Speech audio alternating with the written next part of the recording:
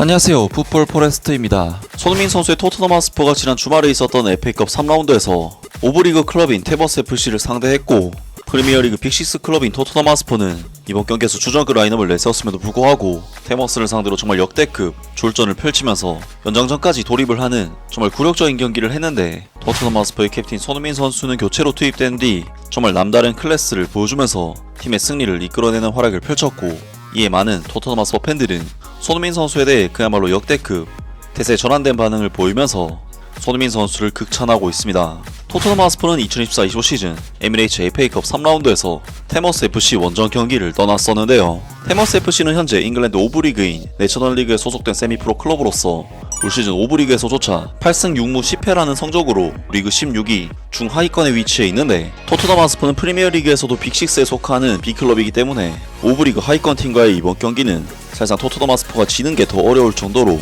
선수단 퀄리티의 격차가 거의 극단적인 수준의 경기라고 할 수가 있었습니다. 물론 테머스는 로테이션을 돌리고 나온 3부 리그 클럽들을 두 번이나 연파하면서 여기까지 올라오긴 했지만, 토트넘 하스퍼 U21팀은 지난 시즌 프리미어리그 U21 대회에서 우승을 거둘 정도로 토트넘 하스퍼는 뛰어난 유망주 선수들이 계속 기회를 기다리고 있는 상황인데, 이번 경기는 토트넘 하스퍼의 2군 리그 우승을 이끌었던 윌 랭크셔, RP 도링턴, 마이키 무어 등 다양한 유망주 선수들에게 기회를 주면서 주전 선수들에게는 휴식을 취할 기회를 줄 수 있는 경기였고, 토트넘 하스퍼의 신입생 양민혁 선수 또한 데뷔전으로 뛰기에 부담이 덜한 경기라고 할 수가 있었는데요. 하지만 토트넘 하스퍼는 이번 경기에서 보다 확실한 승리를 위해 거의 주전 라인업에 가까운 선발 명단을 오브리그 테머스를 상대로 꺼내 들었고, 이때까지만 하더라도 엔제 포스테코글루 감독의 선택은 도저히 이해하기가 힘든 선택이라고 할 수가 있었습니다.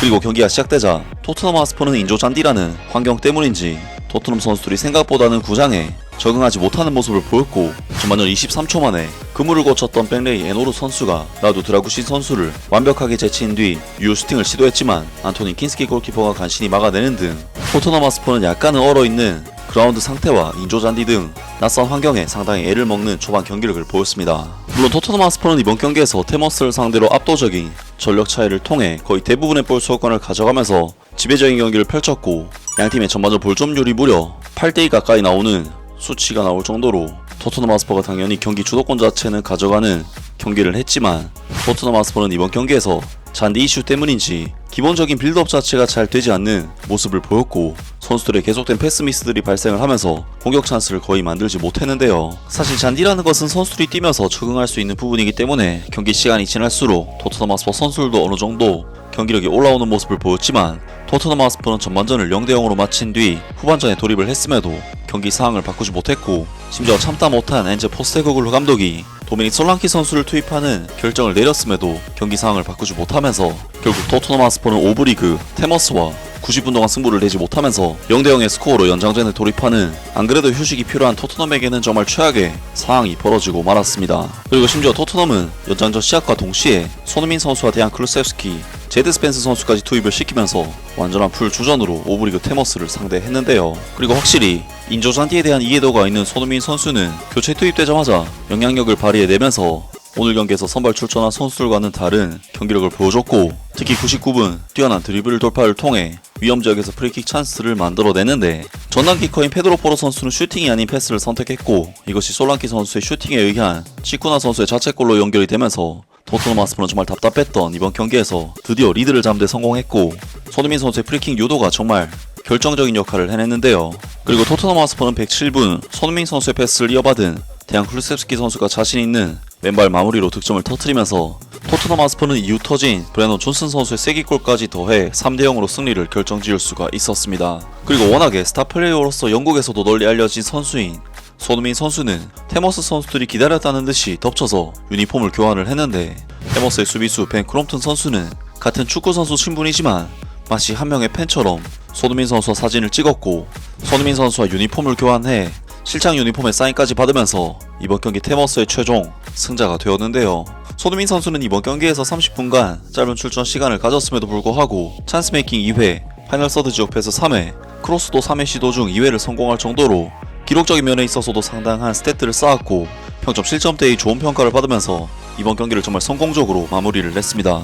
이번 경기는 손흥민 선수가 교체 투입된 뒤 경기 분위기가 확연히 달라졌기 때문에 손흥민 선수의 수운이 가장 큰 경기라고 할 수가 있었는데, 이에 많은 토트넘 하스퍼 팬들은 손흥민 선수에 대해 그야말로 역대급 대세 전환된 반응을 보이면서 손흥민 선수를 극찬하고 있습니다. 다들 대한 쿨셉스키와 손흥민이 백업 선수들보다 얼마나 더 나은지 알아챘나 그러길 바란다. 선발 베스트 11은 믿을 수 없을 정도로 형편없었다. 이번 시즌 스퍼스는 말 그대로 대한 쿨셉스키가 이끌었고 소니 없이 우리가 더 나을 것이라고 말한다면 당신은 멍청이다.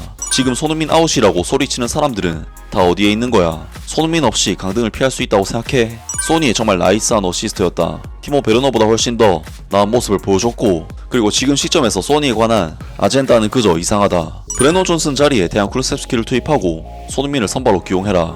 어떤 이유에서든지 손흥민이 별로라고 생각하는 건 알지만 그는 브레넌 존슨보다 더 낫고 그것은 사실이다. 제임스 메디슨은 윙어가 아니고 브레넌 존슨은 선발로 출전하면 안 되고 대한 쿨셉스키는 윙어로 출전하면 항상 골을 넣고 손흥민은 티모 베르너보다 나은 선수다. 손흥민이 또다시 우리를 구한 건가? 이제 우리는 해리 케인과 손흥민 대신 대한 쿨셉스키와 손흥민에게 의존하고 있다고 말하고 싶다. 손흥민이 첫 번째 골을 프리킥으로 따냈고 두 번째 골을 도왔지만 손흥민은 평점 5.5점, 쿨셉스키는 7점, 루카스 베리발은 7점, 제임스 메디슨도 6점, 이브 비수만은 7점을 받았다. 신경 쓰지마. 그들은 보통 소니에게 가혹하거든. 어떻게 생각하든 그것은 인종차별이다. 대한 쿨셉스키, 제드 스펜스, 루카스 베리발, 도미닉 솔랑키, 손흥민과 같은 선수들과 오늘의 선발 선수들 간의 차이는 정말 엄청났다. 그나마 제임스 메디슨만이 전반전과 후반전 모두 공격에서 가장 위협적인 선수였다. 이 경기들은 우리에게 더 나은 영입이 필요하다는 것을 보여주었다. 대한 쿨셉스키와 손흥민 등이 경기장에 등장하면 감독이 즉시 더 많은 훌륭한 선수를 필요한다는 것을 증명할 뿐이다. 선발 선수들은 부끄러움을 느껴야 하고 이 팀을 만든 이사회도 부끄러움을 느껴야 하며 티모 베르너의 임대 기간을 연장한 모든 사람들도 부끄러움을 느껴야 한다. 루카스 베리발, 손흥민, 대한 쿨셉스키, 제드 스펜스는 선발 베스트 11과는 다른 모습을 보여줬다. 제드 스펜스, 대한 쿨셉스키, 손흥민은 그들이 해야 할 대로 경기를 바꾸었다. 루카스 베리발도 잘했다. 나머지는 쓰레기다. 도미닉 솔랑키는 적절한 스트라이커가 아니다. 히샬리송조차도 그보다 낫다. 생각보다 훨씬 더 어려웠다. 손흥민과 대한 쿨셉스키가 들어오자마자 퀄리티 차이가 보였고 나머지는 리그2, 4부 리그 선수들처럼 보였다. 대한 쿨셉스키와 제드 스펜스가 경기에 투입되자마자 게임이 바뀌었다. 손흥민도 예상대로 아주 잘했다. 마이키 무어는 계속 뛰어야 했고 티모 베르너가 경기장에서 나와야 했다고 생각한다. 등등 많은 토트넘 하스퍼 팬들이 손흥민 선수의 활약을 극찬했고 손흥민 까던 사람 어디 갔냐면서 손흥민 선수의 최근 비난 여론을 역으로 비난하기도 했습니다. 확실히 손흥민 선수는 최근 예전과 같지 않다는 등의 평가를 받고 있고 실제로도 전성기 고점보다는 좀 내려온 감도 있지만 이번 경기에서 손흥민 선수가 보여준 모습은 여전히 토트넘 하스퍼에서 대체 불가한 선수라는 점을 보여주는 클래스 있는 활약이었습니다. 아무튼 오늘 영상은 여기까지고요. 영상 재밌게 보셨다면 구독과 좋아요 그리고 댓글 부탁드립니다. 감사합니다.